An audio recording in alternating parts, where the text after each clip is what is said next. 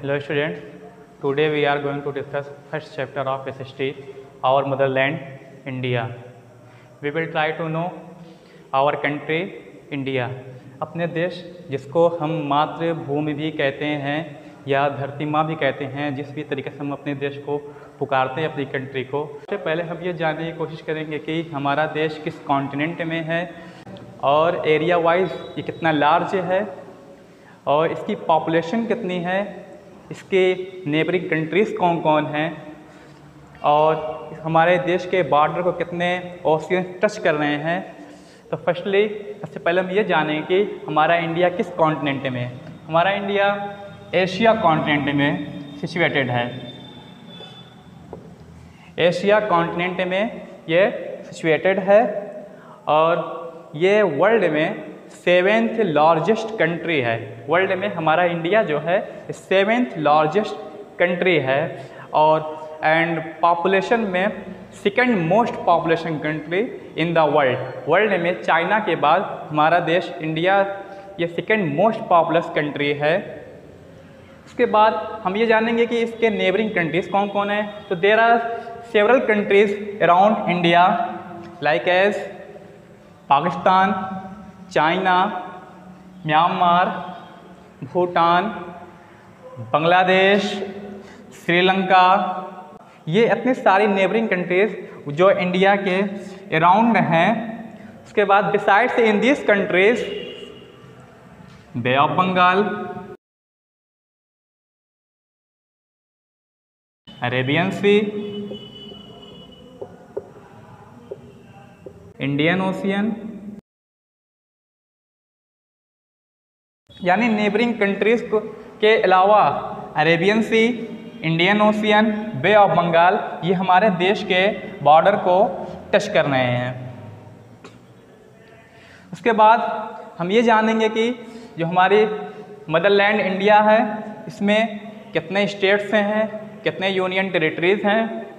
सबसे पहले हम ये जानेंगे कि 28 स्टेट्स हैं। पहले 29 स्टेट्स हुआ करते थे, तो उसमें जम्मू कश्मीर को 2 यूनियन टेरिटरीज़ में डिवाइड कर दिया गया। उसमें से एक यूनियन टेरिटरीज़ जो बनी है वो लद्दाख बनी है, इसलिए अब और जम्मू कश्मीर को भी यूनियन टेरिटरीज़ कर दिया गया है। इसलिए अब 28 स्टेट्स हो गए हैं और यूनियन टेरिटरीज़ पहले 7 हुआ करती थी, अब वो 9 हो गई है। उसके बाद बात आती है फिजिकल फीचर्स की। सॉरी, एक चीज़ बताना आपको भूल गया। इंडिया की जो कैपिटल है, हमारे कंट्री की जो कैपिटल है वो न्यू दिल्ली है, जो कि न्यू दिल्ली भी एक यूनियन टेरिटरीज है, न्यू दिल्ली। इसके बाद फिजिकल फीचर्स क्या आती है।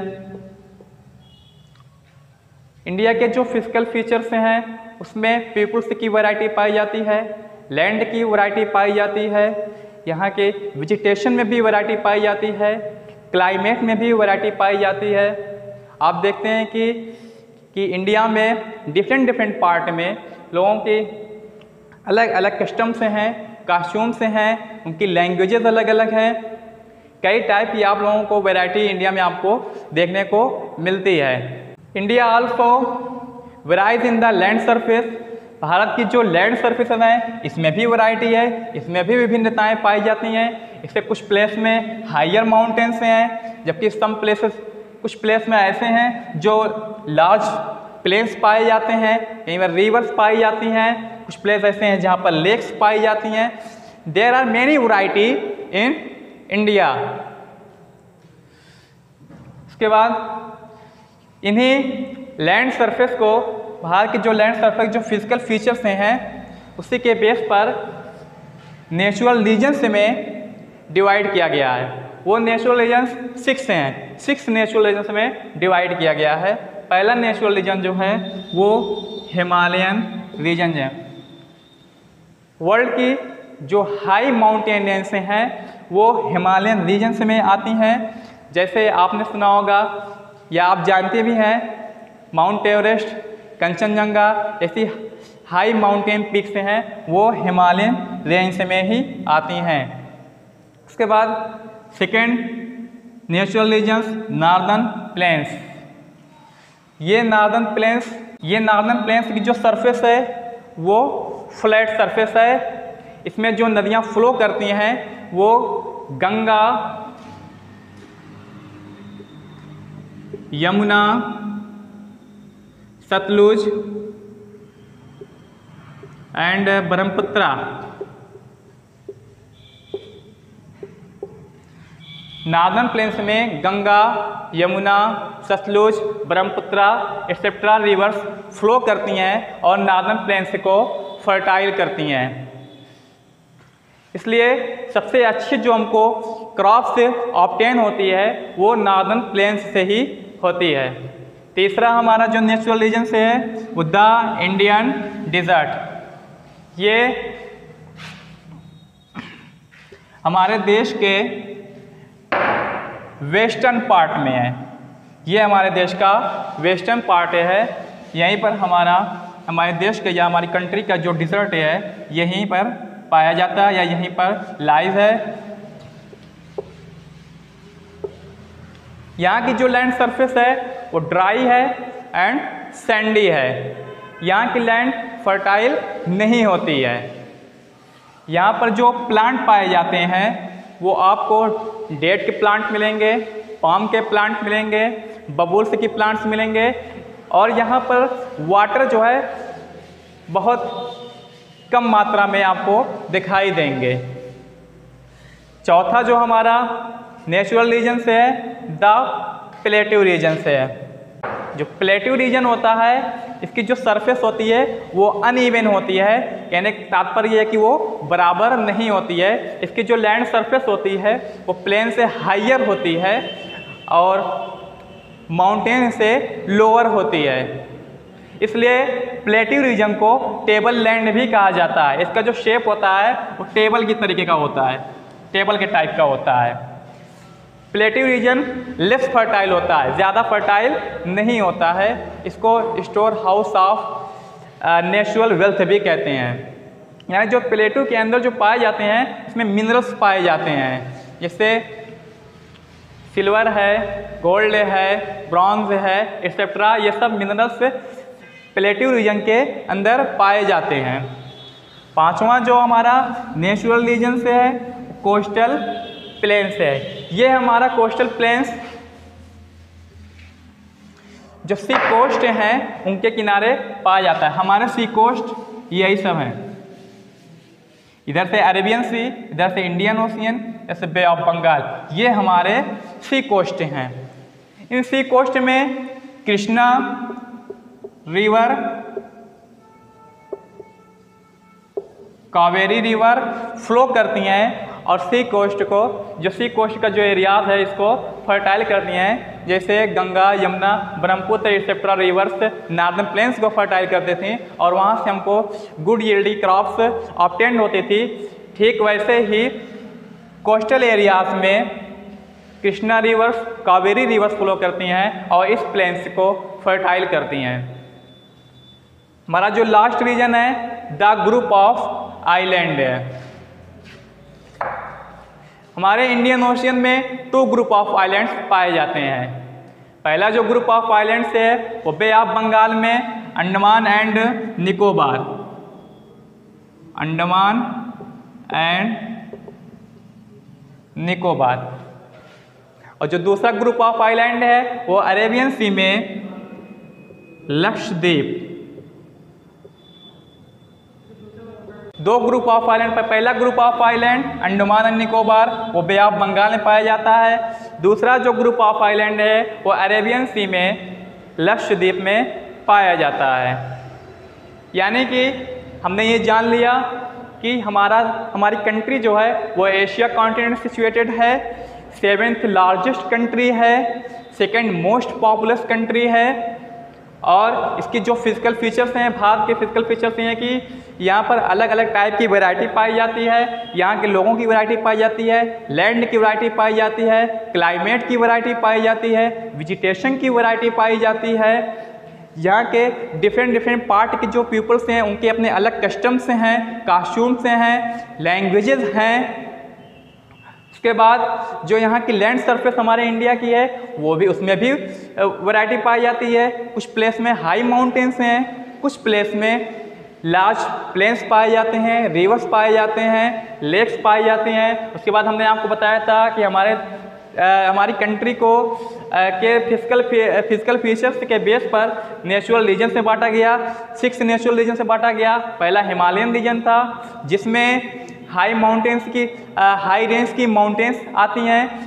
माउंट एवरेस्ट, कंचनजंगा जैसी हाई माउंटेन पिक्स इसी हिमालयन रीजन से में आती हैं। फिर हमने बताया नॉर्दर्न प्लेन्स ये फ्लैट सरफेस है, इसमें Ganga and Yamuna, Sutlej, Brahmaputra rivers flow करती हैं और इस प्लेन्स को फर्टाइल करती हैं और इस प्लेन्स से ही हमको अच्छी क्रॉप्स ऑब्टेन्ड होती है। फिर हमने बताया इंडियन डिज़र्ट, ये हमारे वेस्टर्न पार्ट में लाइज है। यहाँ की जो लैंड सरफेस है वो ड्राई है एंड सैंडी है, सूखी और रेतीली है। यहाँ की लैंड सरफेस फर्टाइल नहीं है, पानी बहुत कम मात्रा में यहाँ पर पाए जाते हैं।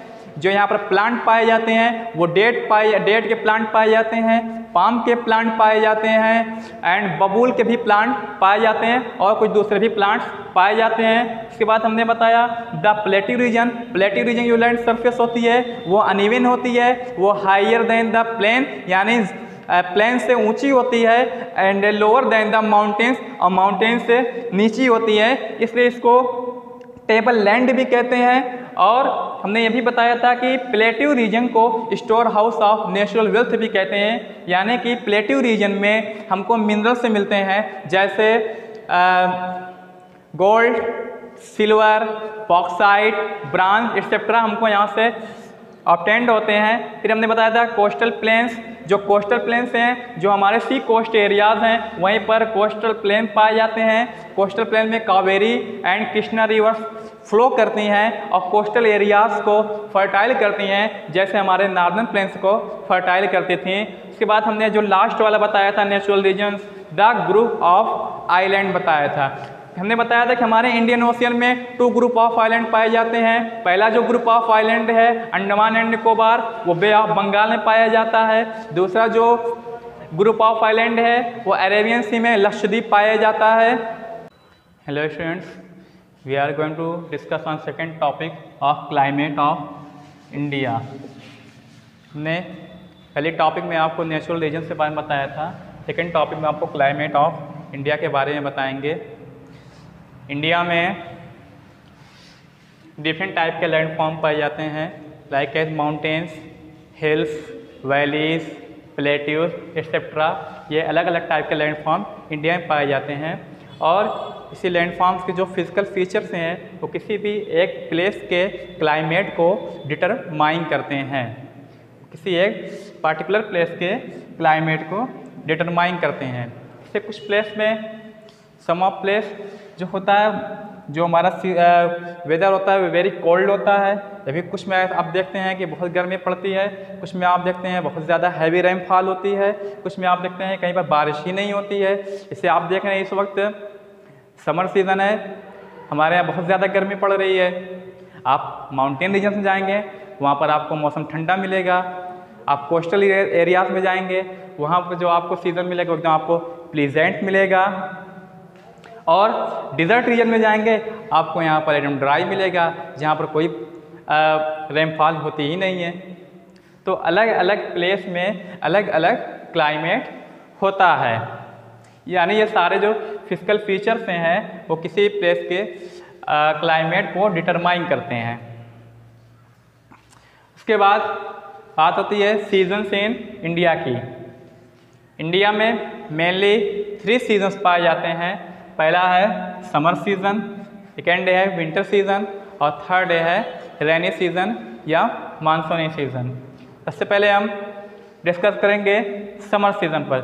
समर सीज़न हमारा स्टार्ट होता है, ये अप्रैल से स्टार्ट होता है और जून तक कंटिन्यू रहता है। आजकल जो सीज़न चल रहा है वो समर सीज़न का चल रहा है। इस दौरान क्या होता है कि ऑलमोस्ट इंडिया में एक्सट्रीमली बहुत ज़्यादा गर्मी पड़ती है।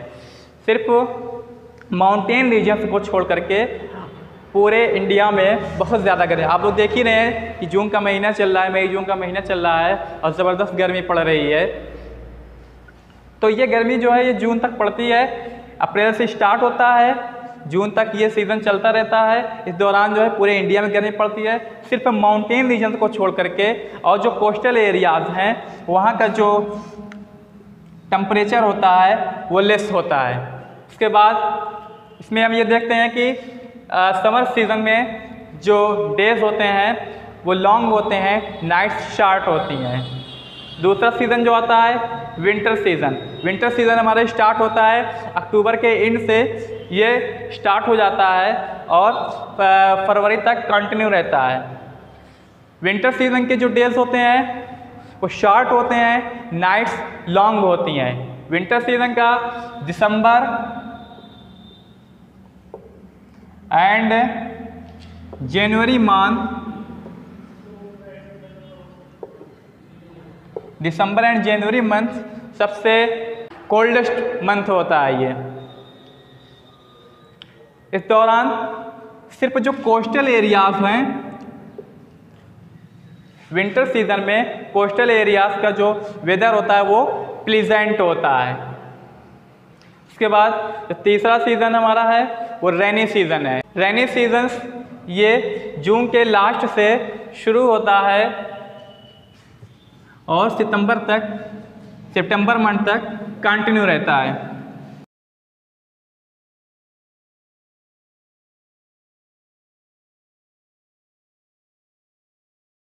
जून के लास्ट से शुरू होता है और सितंबर तक रहता है। रेनी सीज़न में सबसे पहले जो मानसूनी विंड होती हैं वो Arabian sea and bay of Bengal से मालाबार कोस्ट में पहुंचती हैं और ये अपने साथ क्लाउड्स लेकर के आती हैं।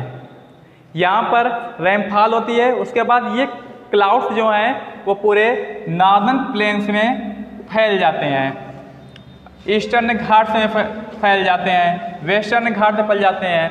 पूरे ऑल इंडिया में जो है हैवी रेनफॉल होती है। जो वेस्टर्न पार्ट है हमारी कंट्री का, इसमें भी थोड़ी सी वर्षा होती है।